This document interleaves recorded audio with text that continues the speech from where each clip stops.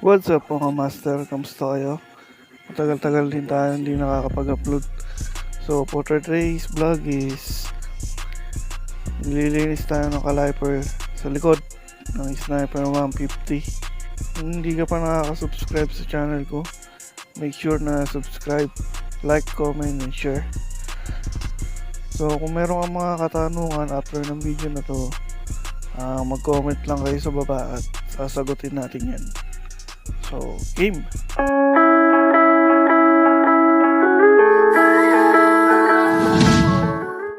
Dito yung mga tools natin para sa gagamitin natin. Plies, Allen, Phillips screw, 8, 12, brake fluid, WD-40 at pang brush. Ang gagawin natin yun, itatanggalin natin itong nasa picture.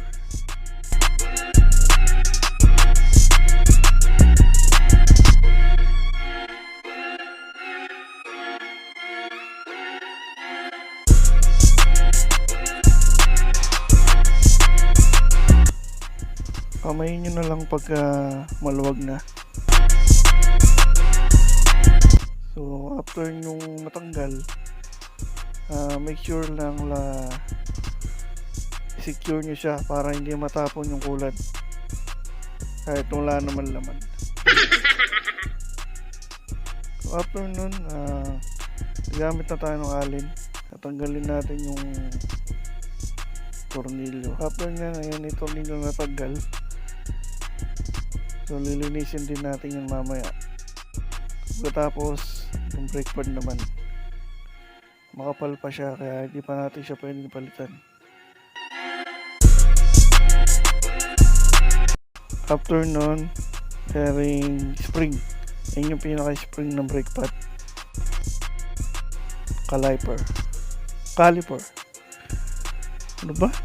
Baliw. Ayan, makapal pa siya mga master.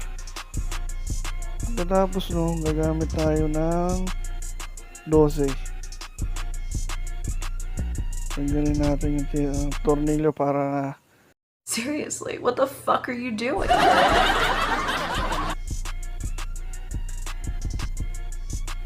matanggal natin yung Caliper.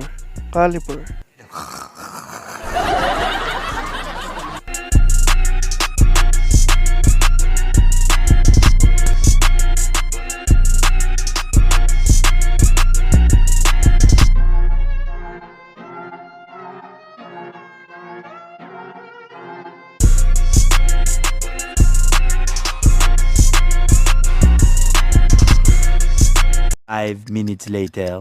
So, pagkatapos natin tanggalin lahat ng mga tornilyo, pwede na natin siyang itaas. Ayan, dahan-dahan. So, ayan na yung itsura ng caliper natin. Tagal ko rin di nalinis yan. Ang 3 taon na rin. Oh my god. Ano naman itsura?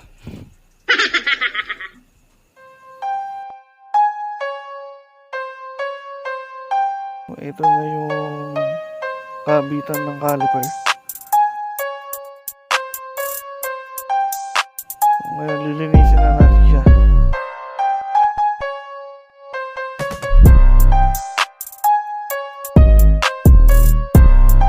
Gumamit ako ng sipilyo dito para yung mga sulok-sulok malinis.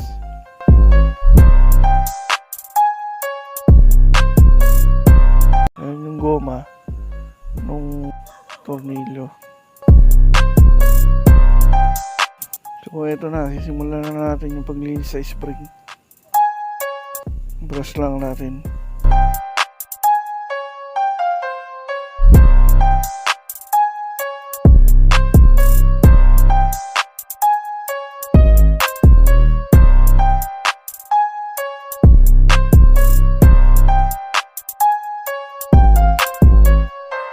After nun, yung tornilyo naman, brush din natin.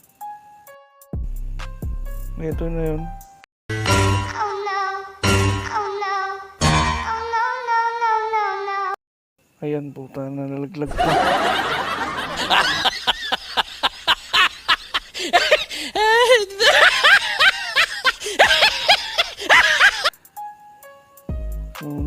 siya ng WD-40. Lahat ng mga singit-singit. Then brush.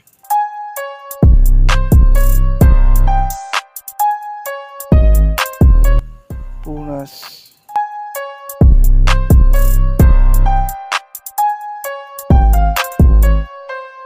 Brush uli. WD-40 uli. Hanggang sa malinis yan mga master.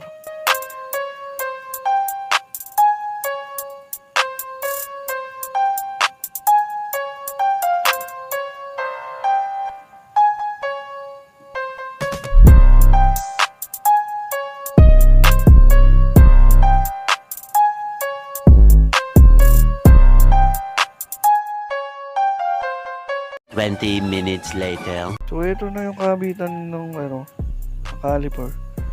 So ayan, punasan na muna natin. Ito na yung caliper natin mismo na stock.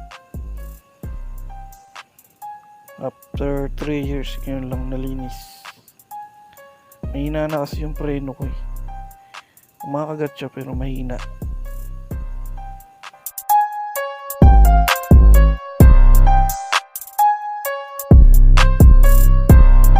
So after nun, ibabalik na natin siya.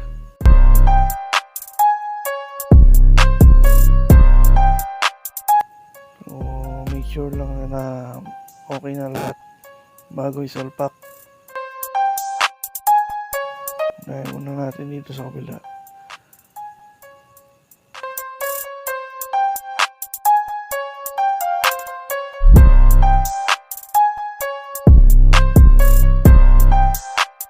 Pagka sumobra, tulak nyo lang ng konti palabas.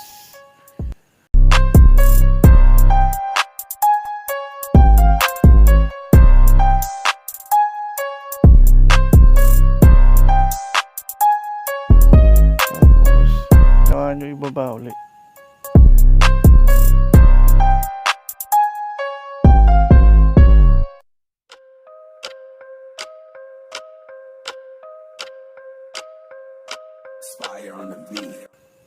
Kung nakita nyo, nagpa-play na siya. O kung ano yung ginawa natin nung pagbaklas, ganun lang din yung gagawin natin pabalik.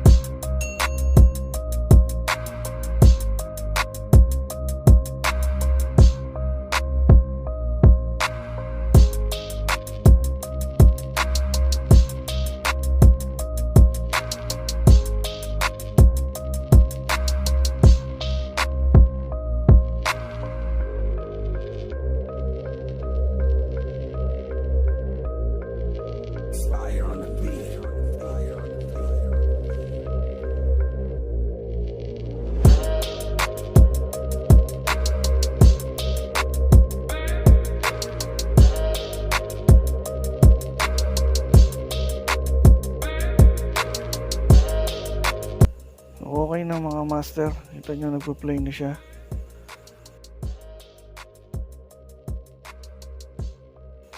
Yun ang akala ko. Akala kong okay na. So after kong nakikabit nung lahat nung caliper, hindi siya kumakapit yung preno niya. So ang ginawa ko nun, nag-research ako. Inabot ako ng ilang oras bago nakuha yung timing nung bleeding niya para kumagat yung preno sa likuran. So pagkatapos kong mag-research, nakuha ko yung tamang timing. So ayun, okay na.